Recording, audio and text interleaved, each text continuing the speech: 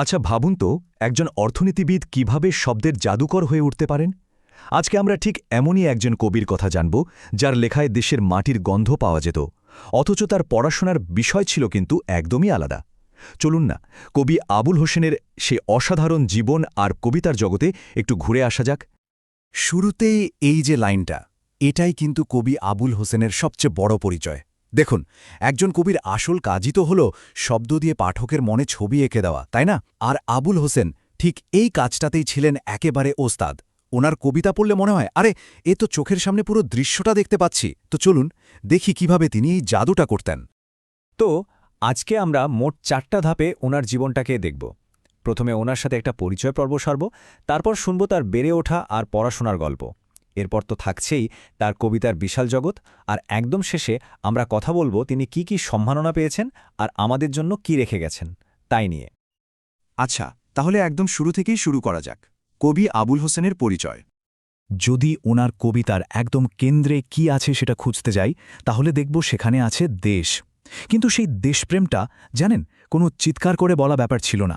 এটা ছিল একদম সহজ, স্বাভাবিক, ঠিক যেন নদীর স্রোতের মতো আন্তরিক। মনে হতো ওনার প্রত্যেকটা শব্দে বাংলার মাটি, জল, হাওয়ার গন্ধ লেগে আছে।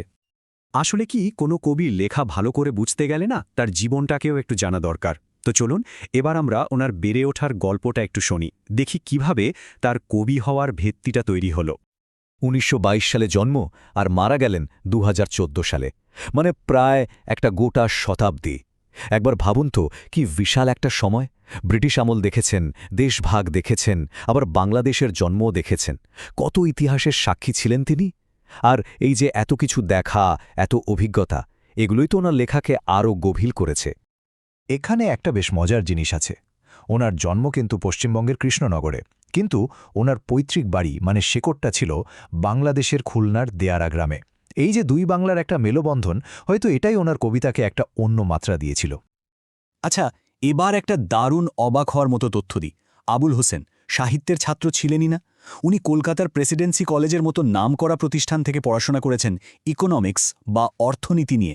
ভাবা যায় যে মানুষটা সংখ্যার হিসেব নিকেশ নিয়ে পড়াশোনা করেছেন, তিনি হয়ে উঠলেন শব্দের এমন জাদুকর। একেই বোধহয় বলে আসল প্রতিভা। তো অর্থনীতির সেই কঠিন জগৎ থেকে বেরিয়ে এবার চলুন ওনার আসল ঠিকানায় যাওয়া যাক, মানে ওনার কবিতার জগতে। একটু ঘুরে দেখি শব্দ দিয়ে তিনি কি অসাধারণ সব জিনিস তৈরি করে গেছেন। তাহলে আবুল হোসেনের কবিতার মূল বৈশিষ্ট্যগুলো কি? প্রথমত, দেশের জন্য একটা গভীর মমতা। দ্বিতীয়ত, সবকিছু ছবিতে ফুটিয়ে তোলার একটা অসাধারণ ক্ষমতা। আর সবশেষে শব্দের নিখুঁত ব্যবহার। ব্যাপারটাকে যদি একটা ছবির মতো করে ভাবি, তাহলে দেশের প্রতি ভালোবাসাটা হলো ক্যানভাস, ওনার বর্ণনাগুলো হলো সেই ছবির রং, আর শব্দগুলো হলো শিল্পীর তুলির টান। এই তিনটে মিলেমিশে একাকার হয়েই ওনার কবিতাগুলো জীবন্ত হয়ে উঠত। ওনার লেখা কিছু বিখ্যাত কাব্যগ্রন্থের মধ্যে আছে নববসন্ত, বিরস সংলাপ আর হাওয়া তোমার কি দুঃসাহস। নামগুলো শুনলেই কিন্তু একটা আন্দাজ পাওয়া যায়, তাই না?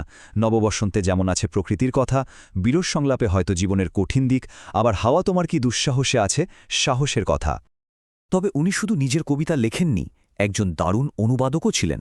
যেমন উনি অনুবাদ করেছেন ইকবালের কবিতা বা বিভিন্ন ভাষার কবিতা। এই কাজগুলোর মাধ্যমে উনি আসলে চেয়েছিলেন বাইরের দুনিয়ার সেরা লেখাগুলো যেন বাংলা ভাষার পাঠকরাও পড়তে পারে, মানে একটা সেতু তৈরি করে দিয়েছিলেন।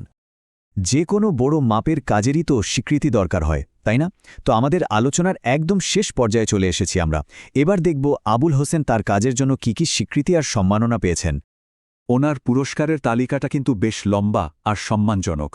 পেয়েছেন বাংলা একাডেমি পুরস্কার, যা লেখকদের জন্য অনেক বড় একটা সম্মান। পেয়েছেন দেশের সর্বোচ্চ রাষ্ট্রীয় সম্মাননাগুলোর একটি, ২১ পদক। এছাড়াও আছে পদাবলী পুরস্কারের মতো আরও অনেক স্বীকৃতি। এই পুরস্কারগুলোই তো বলে দেয় সাহিত্য জগতে তিনি কতটা গুরুত্বপূর্ণ একজন ব্যক্তিত্ব ছিলেন। শেষ পর্যন্ত ২০১৪ সালের ২৯ জুন ঢাকায় এই অসাধারণ কবি আমাদের ছেড়ে চলে যান। কিন্তু মানুষ চলে গেলেও তার কাজ তো থেকে যায়, আর আবুল হোসেনের কবিতা তাকে আমাদের মধ্যে সবসময় বাঁচিয়ে রাখবে। তো সব আলোচনার শেষে আবার সেই প্রথম প্রশ্নটাতেই ফিরে আসতে হয়। একজন অর্থনীতিবিদ যিনি যুক্তির আর সংখ্যার জগতে কাজ করেছেন, তিনি কিভাবে শব্দের এমন একজন সার্থক শিল্পী হয়ে উঠলেন? এর হয়তো কোনো সহজ উত্তর নেই, হয়তো এটাই সত্যিকারের প্রতিভা, যা কোনো নিয়ম বা ডিগ্রির গণ্ডিতে বাধা থাকে না।